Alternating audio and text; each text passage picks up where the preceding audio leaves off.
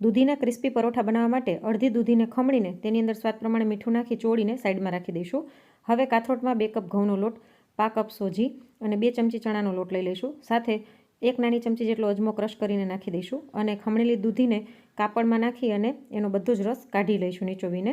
હવે લોટમાં 1 ચમચી જેટલું તેલ નાખી બરાબર મિક્સ કરી અને દૂધીનું પાણી જે આપણે કાઢ્યું હતું તેની અંદર એડ કરી દઈશું અને સાથે જ સાદું પાણી નાખી અને રોટલી જેવો સોફ્ટ આનો લોટ બાંધી લઈએ. લોટને સાઈડમાં રાખી દઈશું.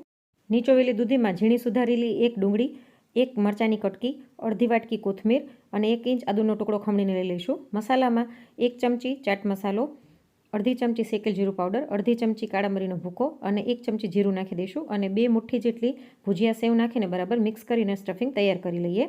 હવે બાંધેલા લોટનો એક લુઓ તૈયાર કરી તેમાં વાટકી જેવો શેપ આપી અને સ્ટફિંગ ભરીને આનું પરોઠું વણી લઈશું અને બંને બાજુથી સરસ બદામી કલર આવે ત્યાં સુધી શેકી લઈશું. ડિટેલ રેસીપી મારી ચેનલ પર આપેલી છે.